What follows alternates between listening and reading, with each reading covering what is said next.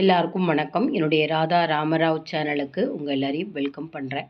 இந்த வீடியோவில் உட்கார ரெசிபி பார்க்க போகிறோங்க. தீபாவளி அன்னைக்கு மதுரை, திருநெல்வேலி மாவட்டங்களில் எல்லாருமே இந்த உட்கார செய்வாங்க. முக்கியமாக கடலைப்பருப்பு மட்டுமே வச்சு செய்யக்கூடிய இந்த உட்கார பார்த்தீங்கன்னா கொஞ்சம் கூட பச்சை வாசனை இல்லாமல் இதை சாப்பிட்றப்ப அப்படியே புட்டு மாதிரி சாஃப்டாகவும் தொண்டையில் அப்படியே இறங்குறப்ப ஐஸ்கிரீம் மாதிரி அப்படியே கரைஞ்சி போகிற மாதிரி இந்த உட்கார எப்படி செய்யலாங்கிறத பார்க்க போகிறோம்.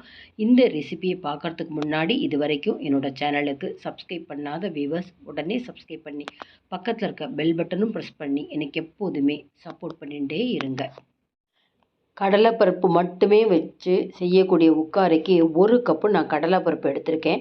அடுப்பை நல்லா ஹை ஃப்ளேமில் வச்சு வாணலி சூடு வந்தோடனே சிம் ஃப்ளேமில் வச்சுட்டு 5லேருந்து 6 நிமிஷம் வரைக்கும் நிதானமாக நம்ம வறுக்கணுங்க. கண்டினியூஸாக கொஞ்சம் கூட கைவிடாமல் இந்த கரண்டியால் கிளறிண்டே இருந்தால் தான் கடலைப்பருப்பு ஒன்று போல் எல்லாம் பொன்னிறமாகும்.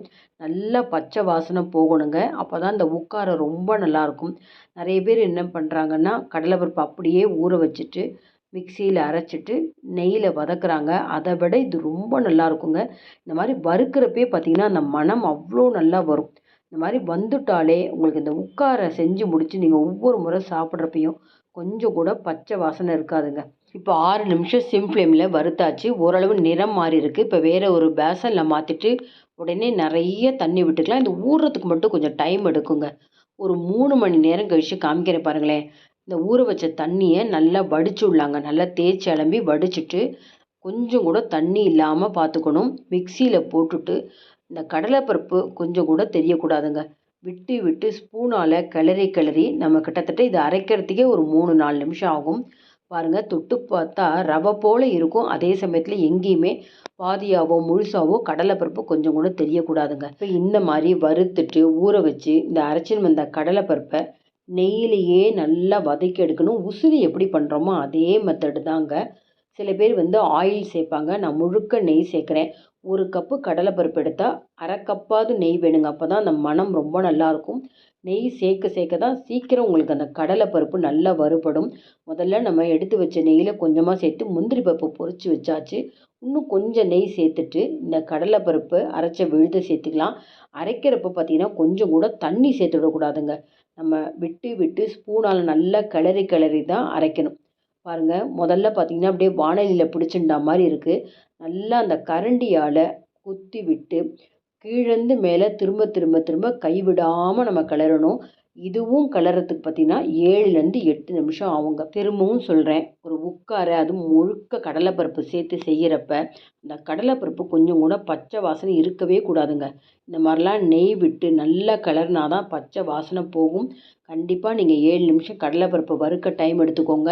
இந்த மாதிரி நெய்யில் அரைச்சி வச்ச அந்த விழுதை வறுக்கிறதுக்கும் நீங்கள் ஒரு 7-8 நிமிஷம் டைம் எடுத்துட்டிங்கன்னா இது செஞ்சு முடிச்சுட்டு சாப்பிட்டு பார்த்தீங்கன்னா அவ்வளோ அருமையாக இருக்குங்க.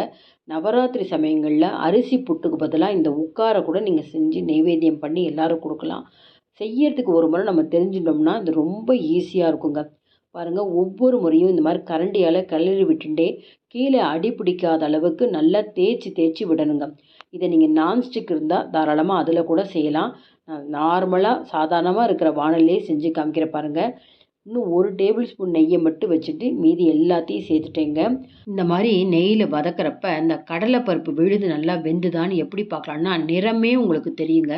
முதல்ல நம்ம போடுறப்ப லைட் எல்லோயிஷாக இருந்தது. இப்போ பாருங்கள், அந்த நெய் கூட சேர்ந்து நல்லா வறுபட்டப்புறம் நல்லா டார்க் எல்லோயிஷ் கலர் வந்திருக்கு. தொட்டு பார்த்தீங்கன்னா நல்லா சாஃப்டாக இருக்குங்க. அதனால் பிகினர்ஸ் கூட இந்த பதம் நல்லா பார்த்து தெரிஞ்சுட்டு செய்யுங்க. கரண்டியால் இந்த மாதிரி மசிச்சு விட்டுக்கிட்டே இருங்க. அப்போ தான் உள்ளுக்குள்ளே எங்கேயாவது வேகாத அந்த கடலை பருப்புடைய விழுது இருந்ததுன்னா நல்லா வெந்து கொடுத்துருங்க. இப்படி தொட்டு பார்க்குற பாருங்களேன், ரொம்ப ரொம்ப சாஃப்டாக இருக்குது. கொஞ்சம் கூட எங்கேயுமே வேகாத மாதிரி நரலாம் இல்லை. புட்டு மாதிரி இப்பயே சாஃப்டாக எடுத்து இப்போ இந்த மாதிரி நல்லா கிளறி வச்சதை நம்ம அடுப்புலேருந்து இறக்கிட்டு ஓரளவு சூடு ஆறுனதுக்கப்புறம் இதை முக்கியமாக மிக்சியில் போட்டு அரைக்க போகிறோம். இந்த ஸ்டெப்ஸு நிறைய பேர் செய்ய மாட்டாங்க. நான் புட்டுக்குமே இந்த மாதிரி தான் செய்வேன். இந்த மாதிரி நீங்கள் மிக்சியில் அரைச்சிட்டிங்கன்னா அங்கங்கே சின்னதாக அந்த கடலை மாவு வெந்துட்டு ஒரு ரவுண்டாக இருக்கும் பார்த்தீங்களா? அது மாதிரி இல்லாமல் ஒன்று போல் அப்படியே சலிச்சு வச்சா மாதிரி இருக்குங்க. வாணலி எவ்வளோ நீட்டாக எடுத்து பார்த்தீங்களா? முதல்ல கீழேலாம் அவ்வளோ மாவு ஒட்டின்னு இருந்தது. நல்லா உங்களுக்கு இந்த கரண்டியால் தேய்ச்சி எடுத்தாச்சு. இப்போ பாருங்கள் அங்கங்கே கட்டி கட்டியாக இருந்தது. இப்போ மிக்சியில் அரைச்சப்புறம் காமிக்கிறேன் பாருங்கள். ஒன்று போல் ரவையை விட நைஸாக எடுத்துங்க. புட்டு மாதிரி இருக்குது. இப்போ அடுத்தது இதை வெள்ளைப்பாகில் எப்படி கிளறலான்னு பார்ப்போம். 1 கப்பு கடலை பருப்பு எடுத்ததுக்கு அதே அளவு நல்லா பாகு வெல்லம் பொடிச்சு அளந்து வச்சுருக்கேங்க. இந்த 1 கப்பு வெல்லம் எடுத்தோம்னா 1/2 கப்பு தண்ணி. அப்போ தான் உங்களுக்கு சீக்கிரம் பாகு பதம் பார்க்க முடியும். முதல்ல இதை கரைஞ்சதுக்கப்புறம் வடிகட்டிக்கலாம். வடிகட்டினதுக்கப்புறம் நம்ம பாகு பதம் பார்க்கலாம். இந்த உருட்டு பதம் பாங்க, தக்காளி பதம் பாங்க, அந்த பதம் பார்க்கணுங்க. நான் முதல்ல இந்த மாதிரி வடிகட்டிட்டேன். வடிகட்டின வெள்ளை சிரப்பை திரும்பவும் அடுப்பில் சேர்க்குறேன். எப்படி பதம் பார்க்கணும் அப்படின்னா, ஒரு சின்ன கிண்ணத்தில் தண்ணி எடுத்து வச்சுக்கோங்க. கரெக்டாக ஒரு 3லேருந்து 4 நிமிஷத்தில் உங்களுக்கு இந்த பதம் கிடச்சிருங்க. இந்த மாதிரி வெள்ளை சிரப்பை தண்ணியில் போட்டுட்டு ஒரு 30 செகண்ட்ஸ்க்கு அப்புறம் கையில் எடுத்து பார்த்தீங்கன்னா தக்காளி மாதிரி ரொம்ப சாஃப்டாக இருக்குங்க.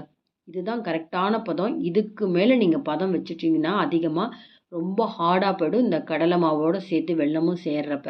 இப்போ இந்த மாதிரி வெல்லம் பதம் வந்தோடனே அடுப்பை நிறுத்திடணுங்க. வாசனைக்கு ஏலக்காய் பொடியும் மீதி எடுத்து வச்சுருக்கிற அந்த 1 டேபிள் ஸ்பூன் நெய் அதையும் சேர்த்துடலாம். நல்லா மிக்ஸ் பண்ணிடலாம். பாருங்கள் அடுப்பை நிறுத்திட்டேன். நல்லா மிக்ஸ் பண்ணிவிட்டு இப்போ நம்ம மிக்சியில் பொடிச்சு வச்சுருக்கிற அந்த கடலைப்பருப்பு விழுதை சேர்த்துடலாங்க. நான் அந்த மாதிரி சேர்க்குறப்பே பாருங்கள் எவ்வளோ பொலன்னு புட்டு மாதிரி இருக்குது பார்த்தீங்களா? இந்த மாதிரி பாகுலையும் சேர்த்ததுக்கப்புறம் அப்படியே நம்ம ஒரு 1/2 மணி நேரம் வச்சுடணுங்க.